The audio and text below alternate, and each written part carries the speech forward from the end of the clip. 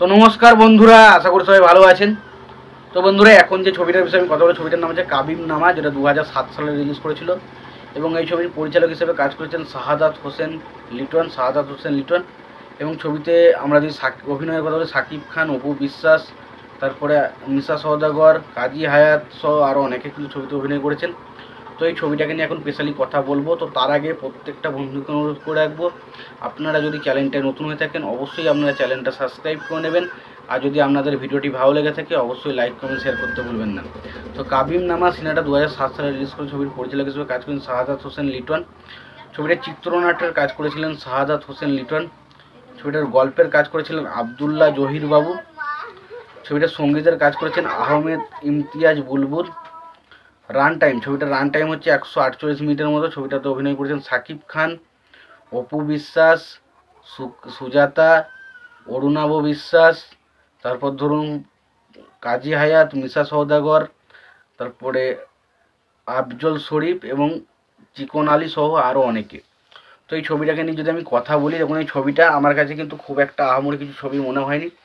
দেখুন এই ছবির মধ্যে মূল যে বিষয়টা দেখানো হচ্ছে সেখানে হচ্ছে সাকিব খান এবং অপু বিশ্বাসের মধ্যে যে ভালোবাসা, সেইটার উপর ফোকাস করে কিন্তু ছবিটাকে তৈরি করা হয়েছে। এবং এখানে তাদের মধ্যে যে ভালোবাসার সম্পর্ক বা প্রেমের অ্যাঙ্গেল, সেটার উপর ফোকাস রেখে কিন্তু ছবিটাকে তৈরি করা হয়েছে। এবং তার পাশাপাশি এদের ভালোবাসার সম্পর্ক দেখাতে গিয়ে কী কী সমস্যার মুখে পড়তে হচ্ছে এবং তারপর তাদের জীবনে কী দুঃখগুলো আসছে। এবং ছবিটার গল্প সম্পর্কে বেশি কিছু বলছি না, শুধু বলছি ছবিটা দেখুন। তো ছবিটার গল্পটা মোটামুটি ঠিকঠাক গল্প, খুব একটা আহামরি সিনেমা কিন্তু নয়। তবে ছবিটার যেহেতু ইমোশনাল জায়গাগুলো বা ইমোশনাল পয়েন্টগুলো ছবিতে দুরন্তভাবে ওয়ার্ক করে যায়, তো সেই কারণে ছবিটা কোথাও না কোথাও গিয়ে ভালো লাগতে থাকে। ছবির গানগুলো আমার কাছে কিন্তু একটাও ওয়ার্ক করেনি, কোনো গানই আমার কাছে ওয়ার্ক করেনি এই ছবির। এবার যদি আমি বলি সিনেমাটার ক্ষেত্রে কথা বলি, তো দেখুন সিনেমাটার মধ্যে প্রথম যেটা সবথেকে পজিটিভ পয়েন্ট হচ্ছে, এখানে দেখুন মিশা সওদাগর এবং কাজী হায়াত, এদের পারফরমেন্স, এরা কিন্তু তাদের জায়গায় বেশ ভালো কাজ করেছে। এবং এখানে মিশা সওদাগর একটা লাউড পারফরমেন্স দিলেও কিন্তু সেই জায়গাটা দেখতে ভালো লাগে। কাজী হায়াত এখানে খুব ভালো মানুষ, তো ক্যারেক্টার হিসেবে সে কিন্তু ভালো ক্যারেক্টারই প্লে করেছে।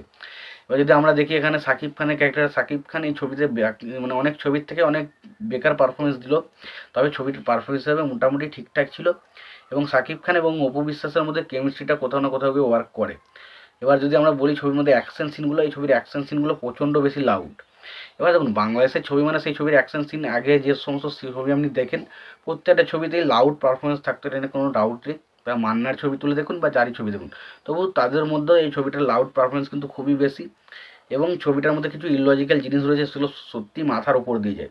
তো আমি বলবো সিনেমাটা ভালো অবশ্যই, তবে সিনেমাটার মধ্যে অনেক ভুল ত্রুটি গাদা রয়েছে। তোমাদের যদি সিনেমাটা দেখতে ইচ্ছা করে দেখতে পারো, এবার যদি না দেখতে চাও তাও নাও দেখতে হবে, তোমাদের ব্যাপার। তো এটাই মোটামুটি আমার বলা ছিল। তোমাদের সিনেমাটা নিয়ে কি মতামত তোমরা জানিও। তোমাদের যদি ভিডিওটি ভালো লেগে থাকে লাইক কমেন্ট শেয়ার করে দিও। চ্যানেলটা নতুন হয়ে থাকলে অবশ্যই তোমরা চ্যানেলটা সাবস্ক্রাইব করে নিও, পাশে বেল আইকনটা অবশ্যই প্রেস করে দিও। ভালো থেকো, সুস্থ থেকো, দেখা হচ্ছে পরে ভিডিওতে।